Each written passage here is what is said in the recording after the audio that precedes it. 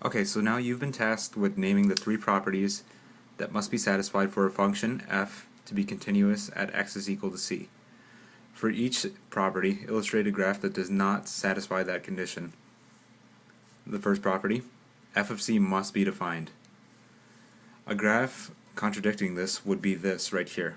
There's a clearly defined point right here, as well as right here. But as you move along this graph, as you get to f of c right here, c, f of c, there's a hole in the graph right there, meaning that it's not defined. That's an example of that not being defined. Secondly, the limit of f of x must exist as x approaches c.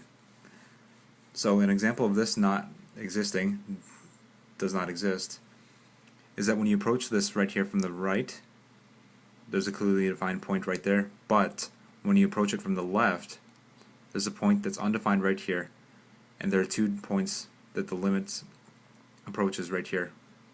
So this is not an example of where the limit of f of x exists. Lastly, the third, the limit as f of x approaches, or excuse me, as x approaches c, the limit of f of x is equal to f of c. So now here, I made a graph where f, the graph of f right here, is on a negative slope right here. And now as x approaches the point c on this graph, the point is down here, but f of c over here is a linear line right here, going further and further that way, as well as further and further this way as well too. So clearly there are 2 different points here.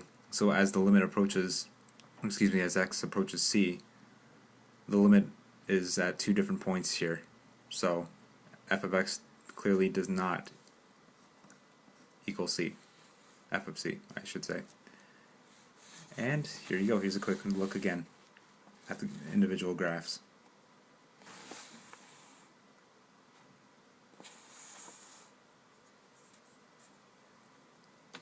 And there you go.